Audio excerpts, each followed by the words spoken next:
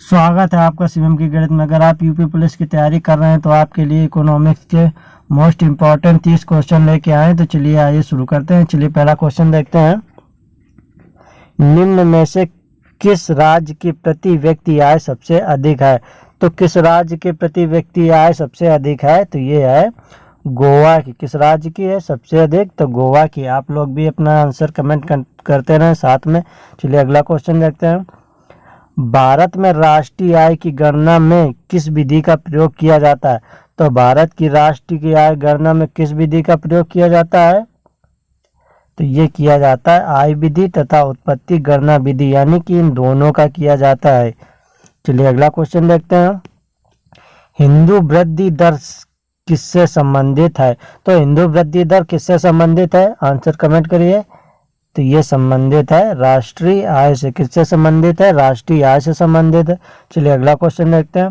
भारत में राष्ट्रीय आय समंकों का आकलन किसके द्वारा किया जाता है? तो भारत में राष्ट्रीय आय समंकों का आकलन किसके द्वारा किया जाता है? तो ये किया जाता है केंद्रीय सांख्यिकी संगठन द्वारा। किसके द्वारा? केंद्रीय सांख्यिकी संगठन द्वारा। चलिए अगला क्वेश्चन देखते हैं। निम्नलिखित में आर्थिक विकास की बेहतर माप कौन सी है? तो आर्थिक विकास की बेहतर माप कौन सी है? तो आर्थिक विकास की बेहतर माप है प्रति व्यक्ति आय। कौन सी है? प्रति व्यक्ति आय है। चलिए अगला क्वेश्चन देखते हैं। देश के लिए राष्ट्रीय आय का पहला अनुमान किसने तैयार किया था? तो देश के लिए राष्ट्रीय आय का पहला अनुमान किसने तैयार किया था? तो ये तैयार किया था दादा भाई नौरोजी ने। किसने तैयार किया था? दादा भाई नौरोजी ने। चलिए अगला क्वेश्चन देखते हैं। प्रति व्यक्ति आय निकालने के लिए राष्ट्रीय आय को भाग दिया जाता है। तो प्रति व्यक्ति आय निकालने के लिए राष्ट्रीय आय के भाग किससे दिया जाता है? तो ये दिया जाता है देश की कुल जनसंख्या से। किससे भाग दिया जाता है? देश की कुल जनसंख्या से भाग दिया जाता है। चलिए अगला क्वेश्चन देखते हैं। निम्नलिखित में से कौन सा क्षेत्र भारत के सकल घरेलू उत्पाद को सर्वाधिक योगदान देता है? तो कौन सा भारत के सकल घरेलू उत्पाद को सर्वाधिक योगदान देता है? तो ये देता है तृतीयक क्षेत्र। कौन सा? तृतीयक क्षेत्र। चलिए अगला क्वेश्चन देखते हैं। मुद्रा स्वयं मुद्रा का निर्माण करती है, परिभाषा किसने प्रस्तुत की है? तो मुद्रा स्वयं का मुद्रा का निर्माण करती है किसने प्रस्तुत किया था? तो ये प्रस्तुत किया था क्रोमर ने। किसने किया था? क्रोमर ने किया था। चलिए अगला क्वेश्चन देखते हैं। ग्रेशम का नियम निम्नलिखित में से किससे संबंधित है? तो ग्रेशम का नियम किससे संबंधित है? तो ग्रेशम का नियम संबंधित है मुद्रा के प्रचलन से। किससे संबंधित है? मुद्रा के प्रचलन से संबंधित है। चलिए अगला क्वेश्चन देखते हैं। निम्न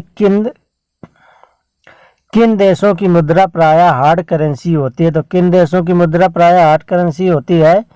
तो ये होती है विकसित देशों की। किन देशों की? विकसित देशों की होती है। चलिए अगला क्वेश्चन देखते हैं। ऐसी विदेशी मुद्रा जिसमें शीघ्र पलायन करने जाने की प्रवृत्ति हो कहलाती है। तो ऐसी कौन सी विदेशी मुद्रा जिसमें शीघ्र पलायन करे जाने की प्रवृत्ति हो?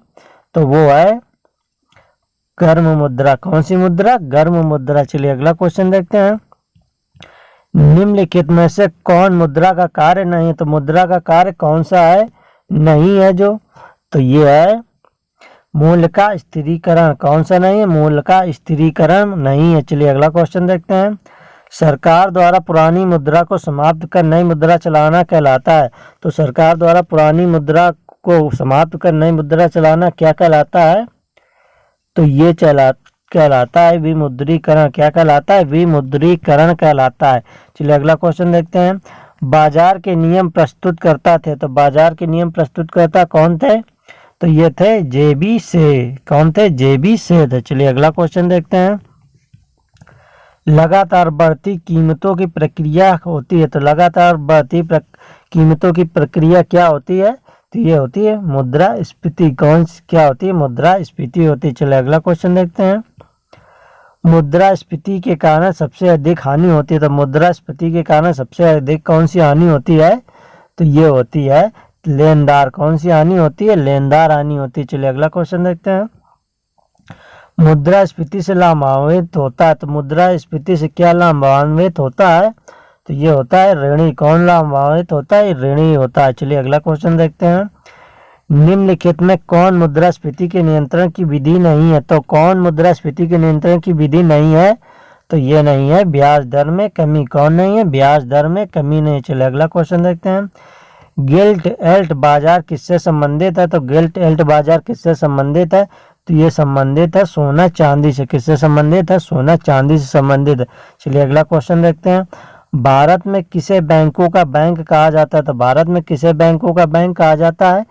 तो ये कहा जाता है भारतीय रिजर्व बैंक को। किसे कहा जाता है? भारतीय रिजर्व बैंक को कहा जाता है। चलिए अगला क्वेश्चन देखते हैं।